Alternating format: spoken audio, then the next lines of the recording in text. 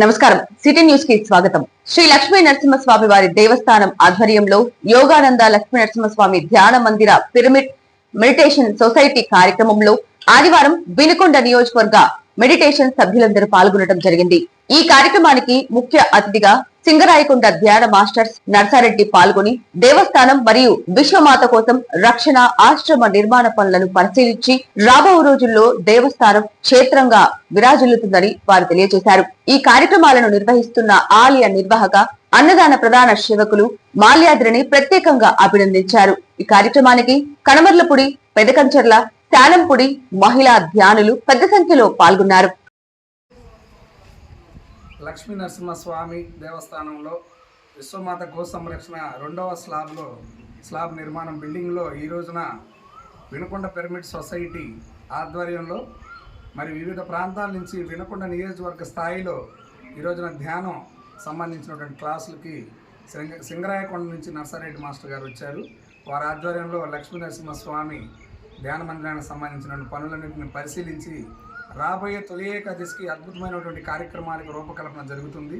ఈ యొక్క లక్ష్మీ నరసింహస్వామి దేవస్థానంలో నిత్యం అన్నదానం, అదేవిధంగా భక్తుల కొరకు మరి లైబ్రరీ, సనాతన లైబ్రరీ, వసతి గృహాలు, ధ్యాన మందిరం, గోశాల, మరి రామలింగేశ్వర స్వామి గిరి ప్రదర్శనకు ఆరంభ వేదిక భక్తులకి వసతి నిర్మాణ పనులన్నింటినీ కూడా పండగ రోజుకి పూర్తయ్యేలాగా యుద్ధ ప్రాతికిన దాతల సహకారంతో మరి దేవస్థాన సేవకులందరి ఆధ్వర్యంలో ఈ కార్యక్రమాన్ని నిర్వహిస్తున్నాం. ప్రతి ఒక్కరూ ఆరోగ్యంగా ఉండాలంటే ఖచ్చితంగా యోగా అండ్ మెడిటేషన్ ఖచ్చితంగా చేయాల్సినటువంటి పరిస్థితి ఈరోజు ప్రధానమంత్రి నరేంద్ర మోదీ గారు మరి తెలియజేస్తున్నారు. మరి ప్రతి సంవత్సరం కూడా జూన్ 21న యోగా డేగా కూడా మరి దేశవ్యాప్తంగా కార్యక్రమాలు నిర్వహిస్తున్నారు. ప్రతి మనిషి కూడా ఆరోగ్యంగా ఆనందంగా ఉన్నప్పుడే మన జీవితంలో అన్నిటినీ ఎదుర్కొని ముందుకు వెళ్ళగలిగే శక్తి ఈ యోగా మెడిటేషన్ ద్వారా మాత్రమే వస్తుందని ఈ సందర్భంగా తెలియజేస్తూ ఈ కార్యక్రమానికి వివిధ ప్రాంతాల నుంచి వచ్చినటువంటి ధ్యానులందరికీ కూడా ప్రత్యేక ధన్యవాదాలు తెలియజేస్తూ ఈ యొక్క లక్ష్మీ నరసింహస్వామి ధ్యాన మందిరం వినుకొండ పట్టణ ప్రజలందరూ కూడా ఈ యొక్క కార్యక్రమంలో పాల్గొని అందరూ కూడా సర్వే జన సుఖినో భవంతుగా ముందుకు వెళ్ళాలని ఈ సందర్భంగా తెలియజేస్తున్నాం. మాస్టర్స్ అండ్ అందరికీ ఆకుంటున్నాము తెలియజేసుకుంటూ వినుకొండ పిరమిడ్ స్పిరిచువల్ సొసైటీస్ తరఫున ఇక్కడ ఈ ధ్యాన కార్యక్రమాల్లో భాగంగా పిరమిడ్ నిర్మాణం చేసుకోవడం, దాంతోపాటు ఈ బిల్డింగ్ నిర్మాణం జరగడం అనేది ఎంతో ముదావహం. ఈ కార్యక్రమాలు ఇంకా అభివృద్ధి చెంది ప్రతి ఒక్కళ్ళకి అందుబాటులో వచ్చే విధంగా తయారు చేసుకోవాలని తెలియజేసుకుంటూ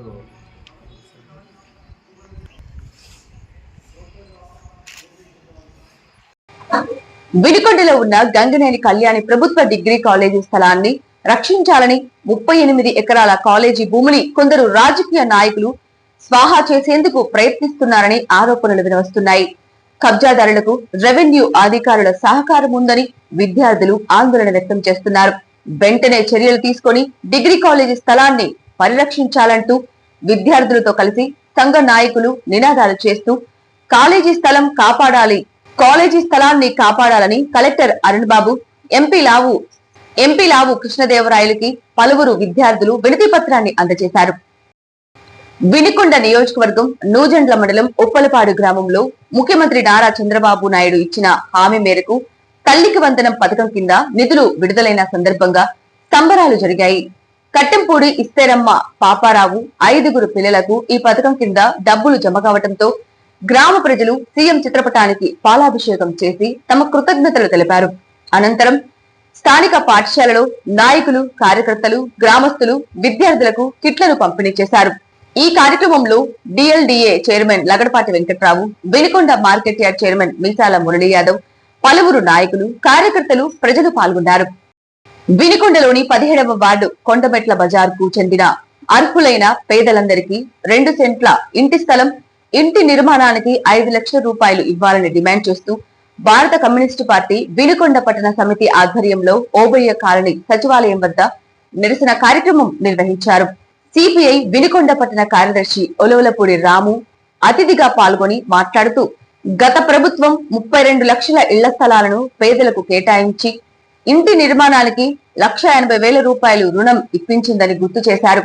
అయితే అప్పటి ప్రతిపక్ష నాయకులు నారా చంద్రబాబు నాయుడు ఎన్నికల ప్రచారంలో తమ పార్టీ అధికారంలోకి వస్తే పట్టణాల్లో 2 సెంట్లు, రూరల్లో 3 సెంట్ల ఇంటి స్థలం ఇచ్చి ఇంటి నిర్మాణానికి 4 లక్షల రూపాయలు ఇస్తామని హామీ ఇచ్చారని పేర్కొన్నారు. కూటమి ప్రభుత్వానికి భారత కమ్యూనిస్ట్ పార్టీ సిపిఐ ఇళ్ల స్థలం లేని పేద ప్రజల పక్షాన విజ్ఞప్తి చేస్తున్నాం.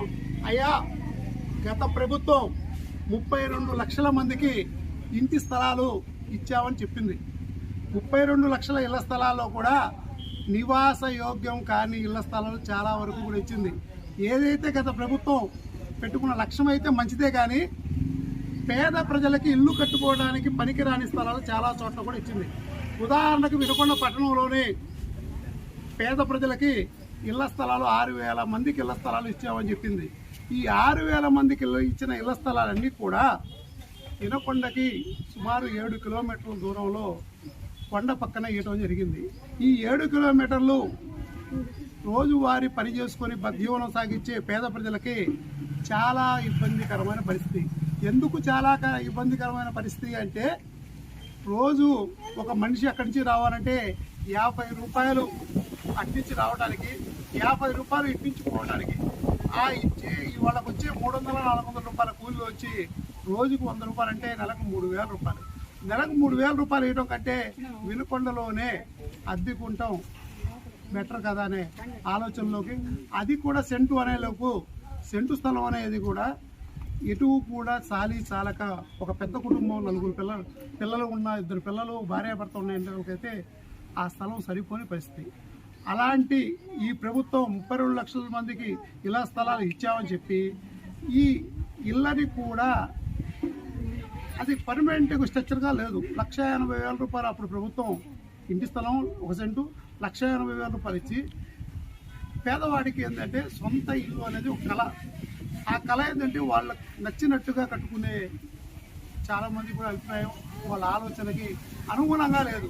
వాళ్ళు ఇష్టం వచ్చినట్టు వాళ్ళు కట్టడం, ఏదైతే బెనిఫిషియరీ ఉన్నారో అతని ఆమోదం లేకుండా కట్టడం జరిగింది. వాటిని కూడా వీళ్ళు ఏమంటున్నారంటే మా ఆమోదంతో జరగలేదు కాబట్టి మాకు ఆ ఇల్లు కూడా వద్దు, ఆ స్థలాలు వద్దు, అవి రద్దు చేసి కూడా పట్టణంలో ఇవ్వమంటారు. ఇంకొక విషయం ఏంటంటే, ఇప్పుడు కూటమి ప్రభుత్వం అప్పుడు ప్రతిపక్షంలో ఉన్నప్పుడు 1 సెంటు స్థలంలో మీ డ్రైవర్ కానీ మీ వాచ్మెన్ కానీ మీరైతే ఉంటారా? వాళ్ళే ఉన్న స్థలాల్లో పేద ప్రజలు ఎలా ఉంటారు? అది నివాస యోగ్యం కాదు. మీరు ఇచ్చినవన్నీ కూడా శ్మశానాల పక్కన, వాగుల పక్కన, డొంకల పక్కన ఇచ్చారు కాబట్టి పేద ప్రజలు ఎలా ఉంటారు? శ్మశానం పక్కన ఇస్తే చచ్చిపోయిన తర్వాత ఉంటారు కానీ బతుకున్నప్పుడు ఉండలేరు కదా అని కూటమి ప్రభుత్వం చెప్పడం జరిగింది. ఈ కూటమి ప్రభుత్వం మీద, చంద్రబాబు నాయుడు గారి మీద పేద ప్రజలకున్న అమితమైన ప్రేమతోటి ఈ ఓట్లన్నీ కూడా కూటమి ప్రభుత్వం వైపు ట్రాన్స్ఫర్ చేయడం జరిగింది. కూటమి ప్రభుత్వం ఎప్పుడు రానంత మెజార్టీతోటి అధికారంలో రావడం జరిగింది. ఈ ప్రజలందరూ ఏమడుగుతున్నారంటే, అయ్యా మేమైతే మా మాట నిలబెట్టుకొని మీకు ఓట్లు ట్రాన్స్ఫర్ చేశాము, మీ మాట నిలబెట్టుకోండి. నిన్న 12వ తారీఖుకి ఏడాది కాలం మీరు ప్రభుత్వం ఏర్పాటు చేసి జరిగింది. ఇకనైనా మా సొంత ఇంటి కళ నెరవేర్చండి. గత ప్రభుత్వంలో ఇచ్చిన నిరుపయోగమైన ఇంటికి పనికిరాని స్థలాలన్నీ కూడా రద్దు చేసి మీరు ఇస్తారన్న పట్టణంలో 2 సెంట్లు, రూరల్ ప్రాంతంలో 3 సెంట్లు కానీ ఇచ్చినట్టయితే మేము చక్కటి ఇల్లు కట్టుకుంటాము. మీరు 4 లక్షలు ఇస్తామన్నారు.